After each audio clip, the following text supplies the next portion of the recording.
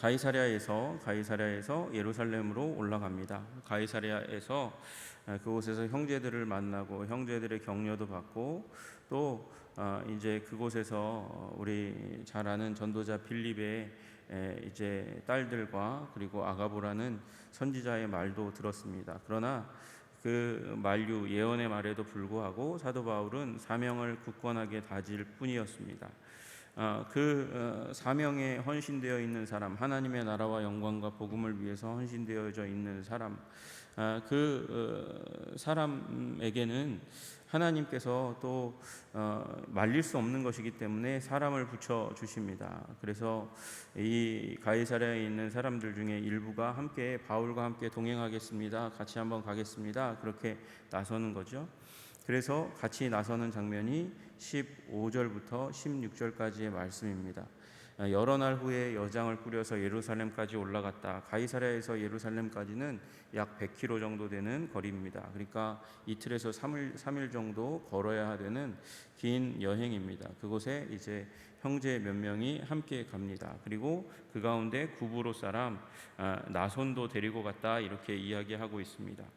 여러분, 이 말씀에는 우리 사도 바울에 대한 경계가 전혀 없습니다. 어떤 사람은 사도 바울을 죽이려 하는 사람들이 있었고, 지금도 이제 올라가면 바울을 고소하는 사람들이 있을 거예요.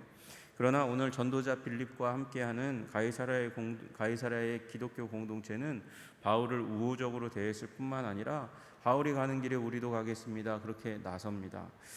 지금 오해받고 그리고 이제 죽을 위협 가운데 있는 바울을 지키고 보호하고 그를 지지하기 위한 형제들이 함께 가는 것이고, 그 중에 한 사람 나손이 자원했어요. 자원해서 손을 들어서 자기도 가겠다고 얘기해요. 왜냐하면 자기의 집이 여기 와 있지만 자기의 집이 예루살렘에 있기 때문에 그래요.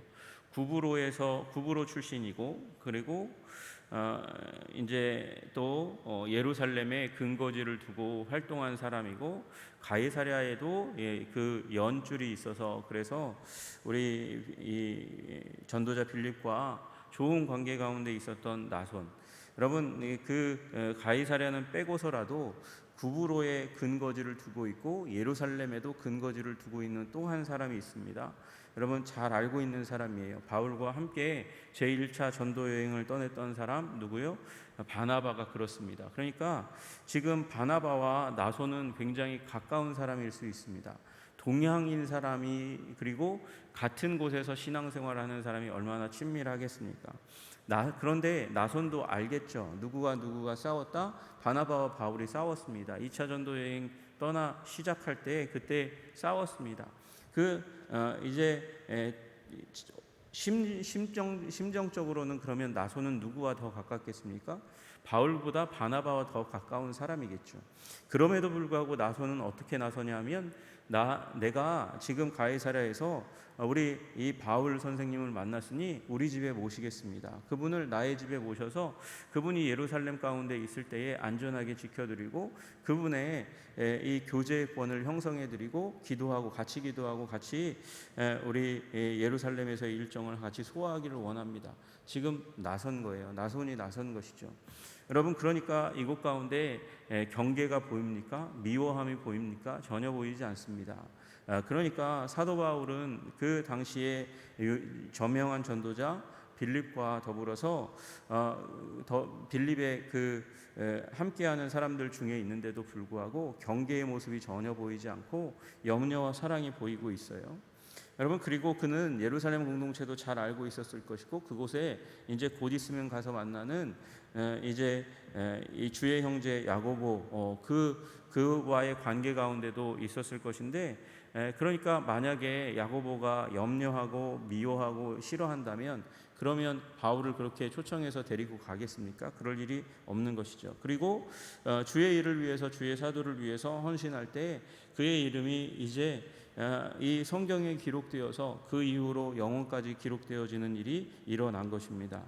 여러분, 우리 주의 종을 향한 따뜻한 마음, 복음을 향한 열정의 마음을 가지고 자원할 때에 우리 주님께서 기억하신다는 사실을 여러분 기억하시기를 주님의 이름으로 축복합니다. 그리고 나서 이제 2, 3일 정도의 시간이 지나서 예루살렘에 이르렀습니다. 이르렀더니 형제들이 우리를 기꺼이 영접하거늘 그렇게 이야기합니다. 여기서 말하는 형제들은 예루살렘 교회에 바울과 이미 교제권이 있는 사람들입니다. 그럼 다 아시다시피 바울이 회심한 이후에 기원 후 한 33년 4년경에 이제 직후에 예루살렘을 방문했습니다. 그리고 나서 이제 36년경에 이제 방문하였습니다. 게바를 방문하러 갔지만 야고보만 만납니다. 33년, 34년경에는 그때에는 이제 예수 믿는 자를 잡으려고 그때 예루살렘에 거하고 그때에 스데반이 순교하는 일이 일어났고 그 다음에 이제 길을 다소로 떠났다가 한 3년 후에 게바를 방문하러 그렇게 방문했다가 야고보만 만나는 일들이 일어났고 그 다음에 한 10년 후에 안디옥 교회의 부조를 가지고 그러니까 구제 헌금을 가지고 바나바와 사울이 함께 방문한 적이 있었어요. 그리고 나서 이제 1차 선교 여행 후에 그러니까 이제 AD 한 48년, 49년경에 이제 와서 예루살렘 공의회에 참여하면서 그때 야고보를 보았습니다. 그리고 예루살렘 교회도 경험했죠. 그리고 이제 지금이 이제 회심한 이후에 약 한 20년 정도가 훨씬 더 지난 AD 58년경입니다. 지금 그 몇 번의 방문을 통해서 예루살렘 교회에는 이미 지인이 있었고 그 지인의 집에 들어가서 그와 함께 지금 이제 만남을 가지게 된 것이 17절의 말씀입니다. 기꺼이 영접했습니다. 기쁘게 영접했다고 이야기합니다. 그리고 이튿날 바울이 우리와 함께 야고보에게로 들어가니 우리가 누구입니까? 전도단과 함께 더불어서 야고보에게 들어갔습니다. 야고보를 만났습니다. 야고보와 장로들 예루살렘 교회의 모든 지도자들이 함께 모여 있었고 그들과 함께 했습니다.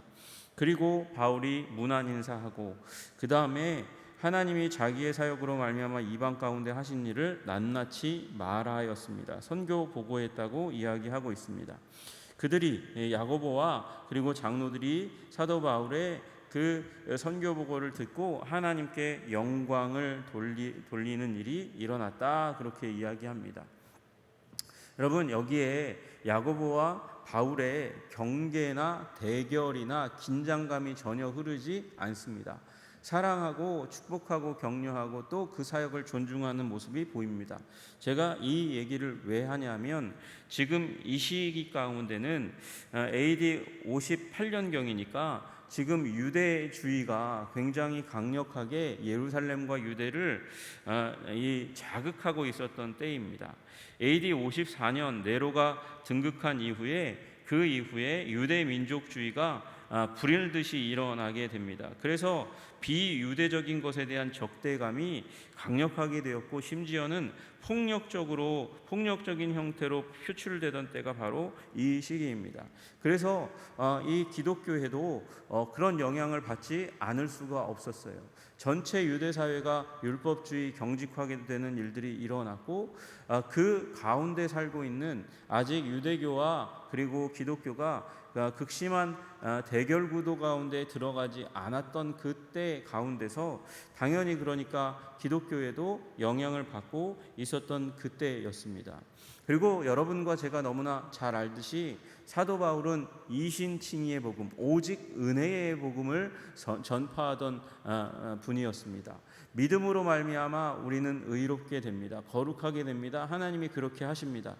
그런데 여러분 다 아시다시피 나중에 종교개혁 때에 루터가 여기 나와 있는 예루살렘 교회의 최고 지도자, 그 당시 가운데 최고 지도자인 주의 형제 야고보, 낙타무릎이라고 불리웠던 야고보, 그래서 유대 사회 가운데서 예수님의 제자이기 때문에 유대 기독교 가운데서 굉장히 강력한 지지를 받고 있었던 탁월한 지도자였던 야고보.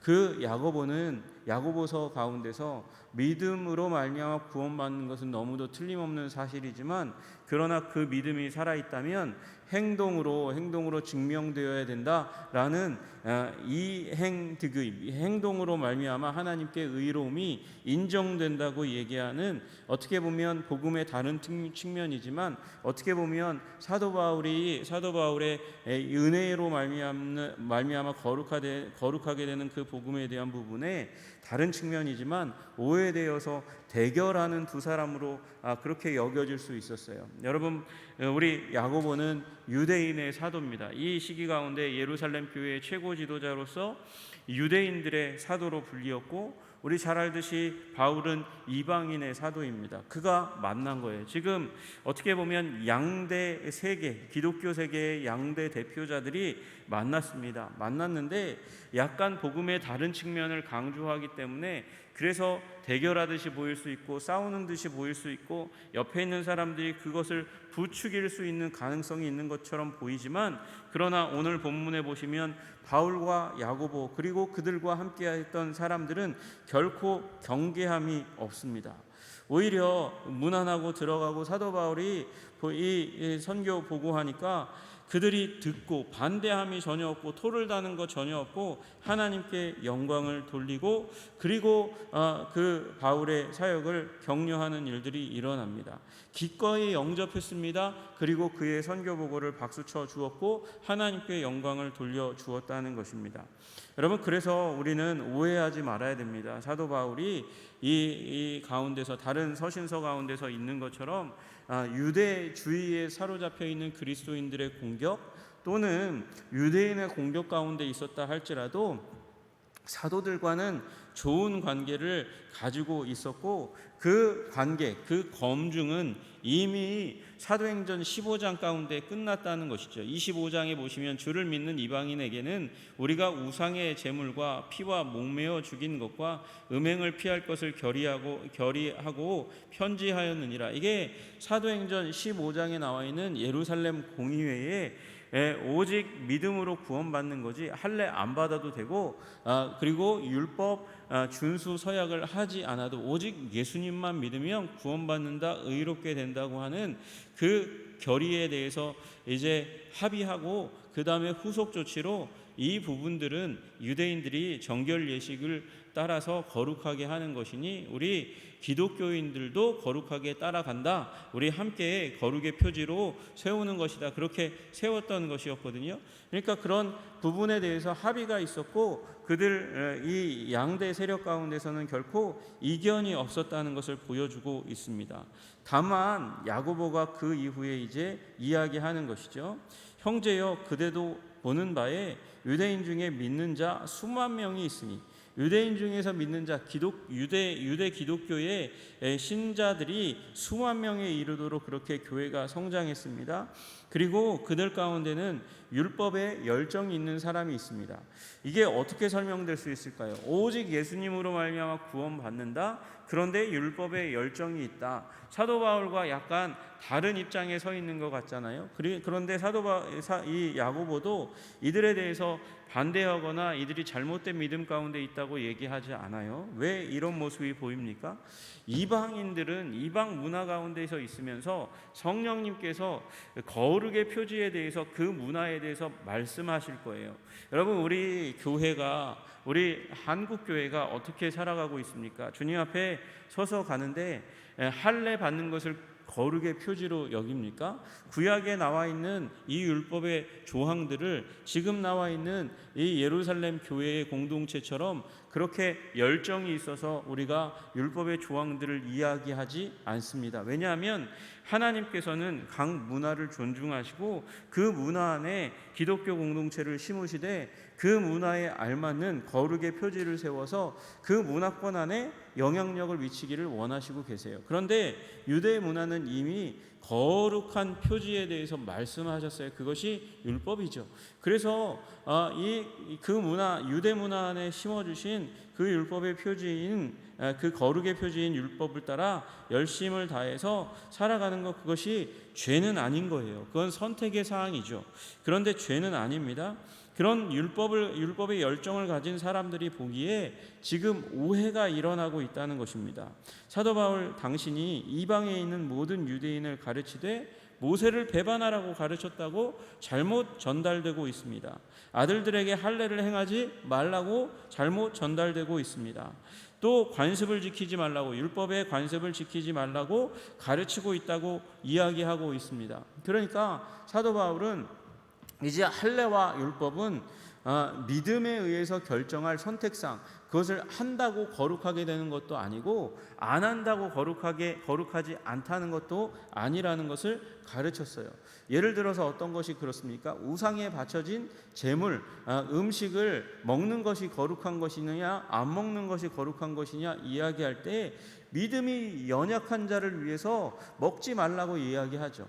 우상에 드려진 그 음식을 먹는다고 내가 더럽혀지고 내가 사단에 속하고 그렇게 되는 것이 아니라고 사도 바울은 가르치잖아요. 오히려 이제 그 우상이 먹는 것이 나를 더럽힐 수 없다, 강력한 믿음과 진리에 서 있는 것을 강조합니다. 그러나 그 연약한 믿음 가운데 있어서 우상에게 바쳐진 음식을 먹는 것으로 말미암아 사도 바울이 먹네? 아니 저 사람이 예수 믿는 거 잘 믿는 걸로 알았는데 우상에게 바쳐진 음식을 먹네? 그렇게 해서 시험 받을 사람들이 있으니까 시험 받는 사람의 영혼을 위해서 먹지 말라고 이야기하는 것이죠. 그것은 자유에 속한 것이에요. 그런데 그 복음으로 말미암은 자유를 얘기했더니 마치 율법을 파괴하는 자로 오해되어 가르쳐지는 일이 일어나게 된 것입니다. 그래서 야고보가 탈출구를 얘기하는 거예요. 그래서 오해받는 당신이 당신의 오명을 싣고 그 다음에 그 오해로부터 벗어날 길로 서원한 사람 4사람, 여기 나실인 서원한 사람 4사람이 있으니까 그들을 데리고 가서 결례를 행하고 그들을 위해서 이제 나실인 서원을 이 정한 기간 동안 나실인의 서원, 포도주도 먹지 않고 그리고 경건 생활에 힘쓰고 하나님 앞에 그렇게 정결하게 서려고 했던 이 나실인 서약한 사람들을 위해서 이 정한 기간이 끝나면 머리도 깎지 않았으니까 머리를 깎아야 되거든요. 정한 기간이 끝나면. 그런데 그때 깎을 때에 이 성전에 가서 이 예물을 드려야 됩니다. 제사를 드려야 돼요. 그런데 그 제사에 드리는 이 헌물이 제물의 가격이 쉽지 않아서 가난한 사람들에게는 이게 부담스러운 것인데 사도 바울이 그 부분을 담당해 주도록 부탁하는 거예요. 그 당시에는 이렇게 나실인 서원한 사람들의 이제 비용을 대신 지불해 주면 그는 굉장히 거룩하고 경건한 사람, 다른 사람의 서원까지도 지켜주는 사람이니까 그렇게 인정되었다는 것입니다. 그래서 그렇게 당신이 이 나실인 서원한 사람들의 이 제물, 이 제사 드리는 데에 물질적인 보조를 해주면 사람들의 오해가 풀릴 수 있지 않겠습니까? 그리고 그 일을 위해서 당신도 같이 가서 결례를 행해 주시기를 바랍니다. 왜요? 이제 바울이 오랫동안 이방 사회 가운데 있었으니까 이 이방인 가운데 있었던 사람은 더럽혀진 사람, 그래서 정결 예식이 필요한 사람이라고 믿어지니까, 그래서 사도 바울은 그런 생각을 전혀 안 하고 있었을 것이지만 그럼에도 불구하고 유대 사회가 당신을 새롭게 볼 기회를 얻고 당신이 그로 말미암아 오해받지 않도록 하기 위해서 그렇게 행해 주시면 좋겠습니다. 그렇게 이야기해요. 여러분, 사도 바울이 전혀 이방 사회에 있었다 할지라도 하나님 중심적인 사람으로 살았고 또 날마다 산제사를 드리기 위해서 살았고 복음 전파를 위해서 살아왔습니다. 그는 자신의 삶에 대해서 언제든지 주님 예수 그리스도의 피로 정결하고 거룩하게 되었다는 것을 믿었지만 그럼에도 불구하고 연약한 유대사회, 오해하고 있는 유대사회를 위해서, 그리고 그 유대사회 가운데서도 자신이 하나님께서 이스라엘 가운데서도 믿는 자들을 얻도록 하신 것이 그의 사명이기 때문에, 그래서 주의 형제 야고보, 지금 예루살렘 교회의 최고 지도자였던 야고보의 그 권면에 따라서 그래서 그 일을 수행하러 성전으로 나아갑니다. 바울이 이 사람들을 데리고 이튿날 그들과 함께 결례를 행하고 성전에 들어가서 각 사람을 위하여 제사 드렸습니다. 물질을 드려서 제사 드리는 것을 도왔습니다. 그리고 결례 기간이 만기된 것을 그 네 사람의 우리 나시린 서약 그 부분에 있어서 정결 예식으로 주님 앞에 서 있도록 한 그 기간이 만기된 것을 신고하는 일이 일어났고, 그 일이 단 하루 동안 끝나는 것이 아니고 약 7일 동안 진행됐습니다. 바울도 마찬가지고 이 사람들도 마찬가지입니다. 그래서 27절에 그 일회가 거의 참회 이 얘기가 나오는 거예요. 정결 예식이 단 하루로 끝나지 않고 7일 동안 사도 바울이 그들과 함께하면서 그들을 지지하면서 그들의 예배 제사 부분에 비용을 부담하면서 자신도 이방 사회에서부터 유대 사회로 옴으로 말미암아 정결 예식에 함께 참여하면서 그들 가운데 함께 섰습니다. 사도 바울은 율법으로 말미암은 부분에 자유를 외쳤지만 그럼에도 불구하고 율법 가운데서도 자유를 느낄 수 있었던 사람이라는 사실을 우리는 기억합니다. 여러분, 그래서 우리가 이 구약에 있는 율법의 부분이 가치 없다. 그래서 구약은 경시하고 신약만 읽는 사람들이 있어요. 그렇지 않습니다. 구약을 읽어가면서 구약의 율법의 내용들도 연구해 가면서 과연 그 가운데 하나님께서 이스라엘 백성들에게 왜 이런 말씀을 하셨는지를 상고하고 그 정신을 나의 삶 가운데 적용해야 될 필요가 있는 것이죠. 그래서 그 거룩하기를 원하시는 하나님, 내가 거룩하니 너희도 거룩할지어다 말씀하시는 그 하나님 앞에 거룩에 힘쓰는 여러분과 제가 되기를 주님의 이름으로 축복합니다. 그럼에도 불구하고 복음의 자유, 오직 복음으로 말미암아 우리는 자유롭게 되고 오직 복음 안에서 우리는 권능을 누리는 그 믿음을 굳건하게 지키고 또 주님께서 정하신 법들 가운데 충성함으로 말미암아 그 가운데서도 은혜를 굳건하게 누릴 수 있는 여러분과 제가 되기를 주님의 이름으로 축복합니다. 주님께서 율법도 주셨고 율법 안에서 자유를 누리게 하시고 율법을 초월하여 우리 가운데 자유를 주시는 진리를 알지니 진리가 너희를 자유케 하리라 말씀하시는 그 예수 그리스도의 복음 안에서도 권능과 능력을 누리시는 여러분과 제가 되기를 주님의 이름으로 축복합니다. 기도하겠습니다.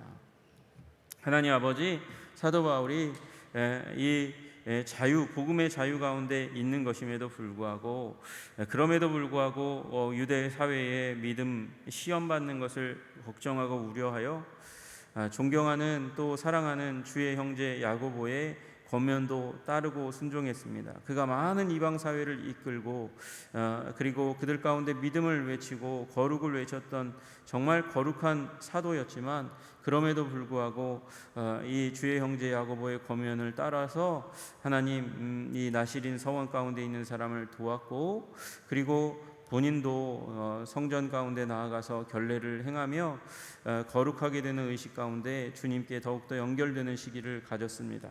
주님, 우리가 하나님 아버지 정한 이 땅 가운데서 거룩의 길로 정한 일들을 귀중하고 소중하게 여기고 그 길을 또한 걸어가면서 예수님을 만날 수 있도록 주님 도와주시옵소서. 그러나 그 순간에도 무엇보다도 복음의 진리, 복음의 자유, 복음의 완전성을 의심하지 않고 그 가운데 거하는 자가 될 수 있도록 주님 도와주시고 인도해 주시기를 간절히 소원합니다. 주님, 약간 다른 의견을 가질지라도 하나님 그 지체들을 서로 귀중하게 여기고 존중하고 인정하고 그리고 하나님의 영광 가운데 같이 들어갔던 바울의 우리 선교단과 주의 형제 야고보와 그 예루살렘 교회의 장로들의 사랑의 모습을 봅니다. 주님, 우리 교회도 사랑의 모습 가운데 굳건하게 서서 하나님 서로 다름을 확인하기보다 예수 그리스도 안에서 같음을 하나됨을 확인하고 하나님 서로 사랑하고 격려하고 조언하고 그리고 하나님의 영광 가운데 같이 서 있는 우리 모든 지체들이 다 될 수 있도록 주님께서 도와주시고 인도하여 주시옵소서. 예수님 이름 받들어 기도드리옵나이다. 아멘.